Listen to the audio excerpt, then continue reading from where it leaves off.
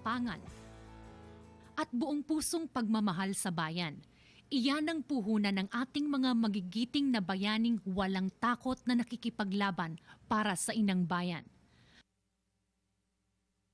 Kaya naman para sila'y bigyang pugay, ipinagdiriwang ngayong araw, ika-29 ng Agosto, ang Araw ng Mga Bayani, upang sariwain at alalahanin ang mga sakripisyo at paghihirap ng lahat ng kabayanihan ng ating mga kapwa Pilipino. Sa ilalim ng Executive Order No. 292, Book 1, Chapter 1, nagawing regular holiday ang National Heroes Day tuwing ikahuling linggo ng Agosto. Ito ay muling binago ni dating Pangulong Gloria Arroyo sa ilalim ng Republic Act 9492, kung saan inilagay ang mga regular at special holidays tuwing Lunes o Biyernes ng linggo. Ito'y hindi lang sumisimbolo ng kagitingan, pananampalataya at pagka-Pilipino, kundi pati ang paglalarawan ng pagbubuklod at pagkakaisa. Mga panahong ipinagpalit ng ating mga bayani ang mga araw na kasama ang kanilang pamilya. Itinaya ang sariling buhay sa bingit ng kamatayan upang masiguro ang kaligtasan ng ating bansa. Kaya naman para sa lahat ng nag-alay ng dugo at pawis, maipagtanggol at pag-isahin lamang ang tatlong kulay na nagbubuklod sa atin, sa kadakilaan at kapayapaan ng bawat Pilipino. Maraming salamat po. Kayo ang aming mga tunay na bayani. Alright, Pilipinas, dahil ngayon pinagdiriwang natin ang National Heroes Day, dapat lamang na pag-usapan din natin ang ating mga makabagong bayani o ang mga OFWs na syempre patuloy na tumutulong sa kanilang mga mahal sa buhay at syempre tumutulong din para maging matatag ang ekonomiya ng ating bansa. Para pag-usapan yan, makakapanayam natin ngayong umaga ang Executive Director ng Bagong Bayani Foundation Incorporated at gayon na rin ang Director ng Welfare and Employment Office ng POEA. Walang iba kundi si Ms. Nympha de Guzman. Good morning, ma'am. At good morning sa lahat ng ating mga OFW na sinabi mo, no, na nasa laganap sa buong daigdig. Actually, marami tayong viewers, ma'am, from different parts of the world through our live stream. Pero yun, ma'am, as of now po ba, ilan po ba yung mga kababayan nating OFWs from all around the world? Meron tayong stock estimate, Jules, na mahigit silang 4 million. Okay. Ito yung mga temporary workers. Pero ang stock estimate ng kabuuan ng mga Filipinos abroad ay umabot na ng 10 million. 10 million? Oo. Subalit ang ating nakaraang deployment sa mga nagdaang taon, umabot na ng 1.8 million sa mga nagdaang taon. Itong 1.8 million na to, ma'am, ito po yung bumabalik-balik ba dito sa bansa natin? Kasama dyan yung mga balik manggagawa. Okay. Siguro mga 65% ay mga balik manggagawa. Yung iba new hires, Okay. yung iba naman ay sea-based workers. Okay. So yan ang kabuuan ng ating deployment Okay. sa POEA. Ito yung mga nagdaan sa mga lisensyadong ahensya at saka yung iba naman ay galing din sa government-to-government hiring program. Okay.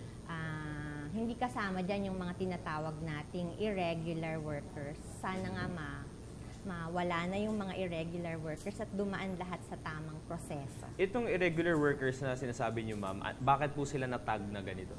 Kasi hindi sila nagdaan sa POEA o Okay. sa mga lisensyadong ahensya. So may illegal recruiters? Umaalis sila ng as tourists sa limbawa at ang iba naman yun nga nabibiktima ng human trafficking at illegal recruiters at nakakapagtrabaho sa ibang bansa. Alright. Okay, ma'am. Para po sa kalaman ng lahat ng mga viewers natin, ano-ano po ba yung fields na karamihan po na pinagtatrabahuan ng ating mga OFWs? Siyempre, marami sa ating mga OFWs ay nasa health sector. Okay. Pero kung ang tinatanong mo kung ano yung top, no? Marami tayong household service workers na hinahire ng iba't ibang employers. Okay. Alright, ma'am. Saan naman po sa buong mundo or regions or continents pinakamaraming OFWs right now? Siyempre, Middle East Middle East talaga. pa rin. Oo, at ang number 1 dyan ay ang Kingdom of Saudi Arabia. Okay, ayan. So talagang laganap. Sabi nga nila, kahit saang sulok daw ng mundo, may makikita kang Pilipino. Tama yun. Sabi nga, you cannot imagine the world without Filipinos in the different countries.